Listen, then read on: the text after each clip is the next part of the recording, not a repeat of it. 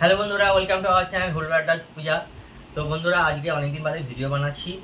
তো এতদিন বানানো হয়নি বা বিভিন্ন কারণ ছিল, তো অনেক জায়গাতেই গেছি, বাট ভিডিওটা বানানো হয়নি আর তোমাদের কাছে দেখানো হয়নি। তো যাই হোক, আজকে অনেকদিন বাদে আবার তোমাদের সঙ্গে দেখা করতে এলাম। কেমন আছো বন্ধুরা? অবশ্যই কমেন্ট সেকশানে লিখে জানাবে যে কেমন আছো তোমরা। আমাদের একদম আর টাইম হয় না, মেয়ে স্কুল ফুল সব কিছু মিলিয়ে আর আমার কাজ সব কিছু মিলিয়ে আর মানে কোনো সময় হচ্ছে না বানানোর। তো সেই কারণে আর ভিডিও বানানো হয়নি। তো যাই হোক, আজকে একটা জিনিস তোমাদের সঙ্গে শেয়ার করতে এসেছি, খুব একটা ভাইটাল জিনিস, যে জিনিসটা আমি ভেবে দেখলাম যে না বললেই নয়, তোমাদের অবশ্যই বলা দরকার। হ্যাঁ, বেশি যাবো না। ব্যাপারটা কি হয়েছে সেটা তোমাদের সঙ্গে খুলে বলি। তো আমরা অ্যাকচুয়ালি মন্দারমণি গিয়েছিলাম। মন্দারমণি ফেরার পথে একটা রাস্তায় অ্যাক্সিডেন্ট হয়েছিল, লরি উল্টে গিয়েছিল, যা সামথিং কিছু একটা হবে।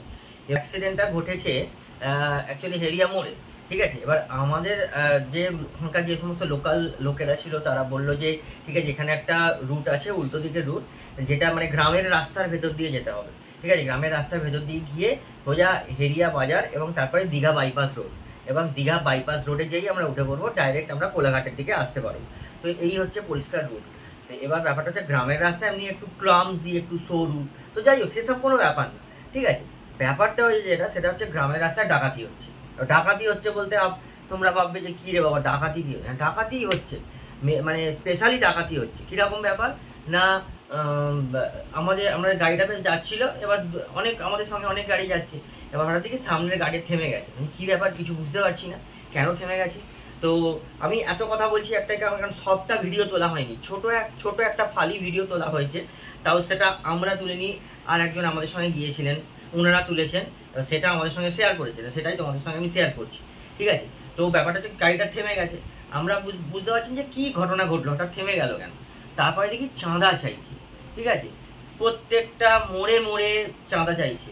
ইভেন মানে 10 টাকা 20 টাকা প্রত্যেকটা মোড়ে মোড়ে, গ্রামের প্রত্যেক রাস্তার প্রত্যেকটা মোড়ে, না দিলে একটা সমস্যার সৃষ্টি করছে, ঝামেলা করছে, এরকম ব্যাপার।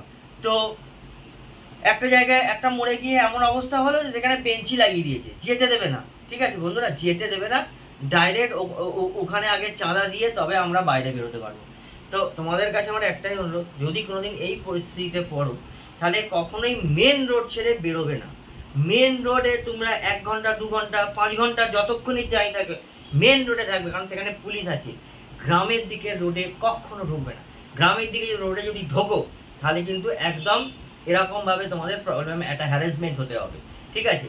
এই গ্রামের লোকেরা চারধারে জড়ো করে এসে বলছে চাঁদা দাও চাঁদা দাও, মানে মোড়ে মোড়ে একবার চাঁদা চাইলেও তবু ঠিক আছে, দুবার তাও, কিন্তু কি প্রত্যেকটা মোড়ে, ইভেন একটা জায়গায় পুরো ব্লক করে দিচ্ছে রাস্তা, যেতে পারবে না, চাঁদা দিয়ে তবে যেতে হবে। আবার চাঁদা চাওয়ার বিভিন্ন, কেউ অসুস্থ হয়েছে তার জন্য চাঁদা দাও, আজকে এই পুজো আছে তার জন্য চাঁদা দাও, কালকে ওই পুজো আছে তার জন্য চাঁদা দাও, বিভিন্ন একটা অজুহাত চাঁদা চাওয়া। তো বন্ধুরা, এইটি হচ্ছে আবার সেরকম একটা ছোটো ক্লিপ আমার আছে, তোমাদের সঙ্গে শেয়ার করছি, অনেক বকে ফেলেছি, শেয়ার করছি, সেটা দেখে নাও।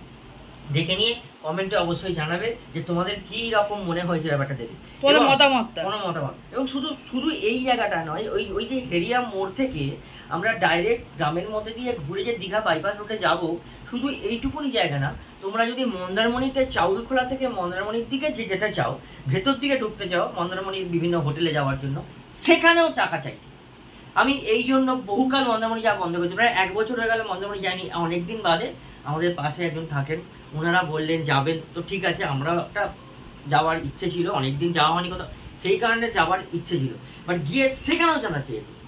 মানে এখানে এদের ব্যবসা হয়ে গেছে চাঁদা যাওয়া, এদের ব্যবসা, পয়সা চাইবে, মানে কাজকর্ম কিছু নেই তো, কিছু কি করবে, পয়সা চা ধরে একটা মানে একদিনে 100টা গাড়ি যাচ্ছে, তার থেকে 10 টাকা 15 টাকা করে নিলেই তো 1000 টাকা হয়ে যাচ্ছে। তো এই ব্যাপার, এরা পয়সা রোজগার করছে এইভাবে। হ্যাঁ, তো এইভাবে করলে তো আস্তে আস্তে যাওয়া বন্ধ করে দিতে হবে সবাইকেই। আজকে আমরা যাচ্ছি না, কালকে অন্য লোকেরা যাবে না, কেউ যাবে না, আস্তে আস্তে যাওয়া বন্ধ হলে ভোটের ব্যবসা মার খাবে। তো এই ব্যাপারটা ঘটছে, ঠিক আছে, এই ব্যাপারটা ঘটছে, তোমাদের সঙ্গে শেয়ার করলাম। এবার আর বকছি না, দেখে নাও প্লিজ, ছেড়ে দিন। আমরা একটু আগে দিয়ে এসছি দাদা, একটু আগে দিয়ে এসছি দাদা, আমি আর দিতে পারবো না, দিতে পারবো না দাদা। আচ্ছা ঠিক আছে, দয়া করে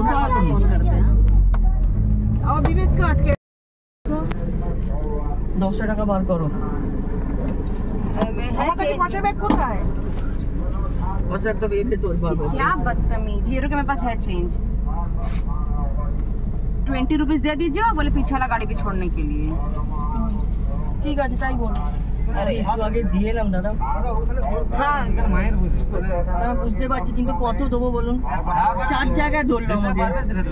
দেখুন আমাদের ওখানে না অ্যাক্সিডেন্ট হয়েছে, সেই জন্য আমরা এদিক দিয়ে আসছি। মেন টাইম पे मिलता नहीं है। আচ্ছা দেবো বলুন দাদা? 4 জায়গায় ধরা খেয়েছি, 4 জায়গায়। আপনি বলুন কত দেবো আমরা? আপনি বলুন। আমি দয়া ভিক্ষা চাইছি আপনাদের কাছে, ছেড়ে দিন। 20 रुपए दे दीजिए, बोले आगे और पीछे दोनों। শোনো, পেছনে আরেকটা গাড়ি আসছে আমাদের, এই যে পেছনে গাড়িটা, দুটো